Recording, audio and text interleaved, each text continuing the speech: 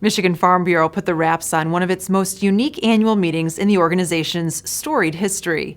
In its 101st year, MFB pivoted to a virtual format in order to comply with COVID-19 related restrictions on large gatherings, while maintaining the grassroots policy development process. The process culminated in a one-day policy discussion session on December 2nd. It included over 300 delegates debating and voting virtually on over 100 resolutions. We are going to proceed to vote on elections as amended. So, all in favor, press 1. All opposed, press 2, and vote now. The motion passed. You know, I think we got it right today. We have an opportunity for discussion, and we've seen that this morning. We've seen the votes. We're working through the technology problems, and I think everybody's staying with the day to get the job done, to make sure our policy book is right, and the delegate body will, in the end, have our voice.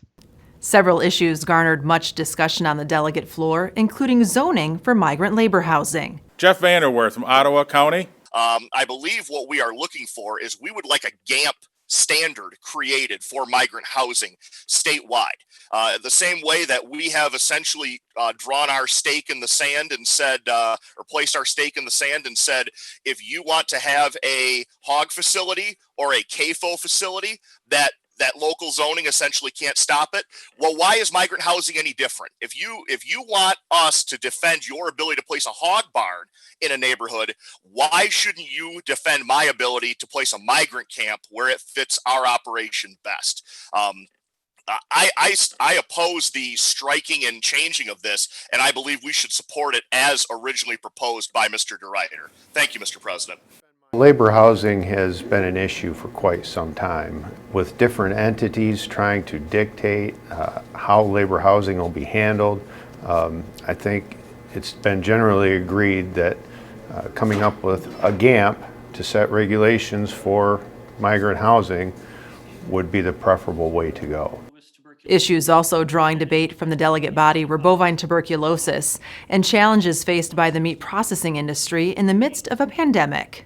Some smaller changes to be sure, but I think more importantly, it highlighted the importance of the TB issue to the ag industry. We've been dealing with this problem for 20 years, and I think our members speak loud and clear that we would like the issue resolved one way or the other. MFB Board Elections were also held during Wednesday's annual meeting. Tuscola County Farm Bureau's Carl Bednarski was reelected to his fourth two-year term as MFB's president.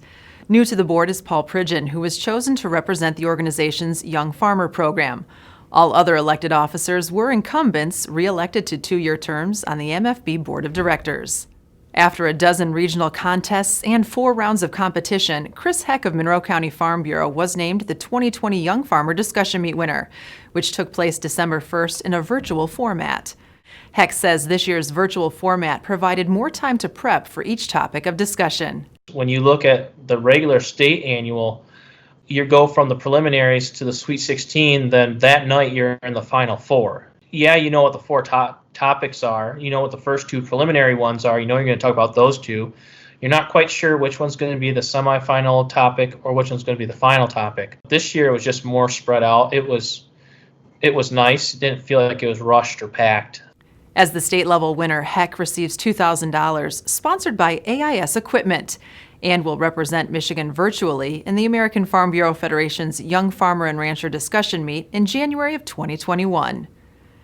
Steve Rigoni of Countryside Academy in Benton Harbor was named Michigan Farm Bureau's 2020 Educator of the Year.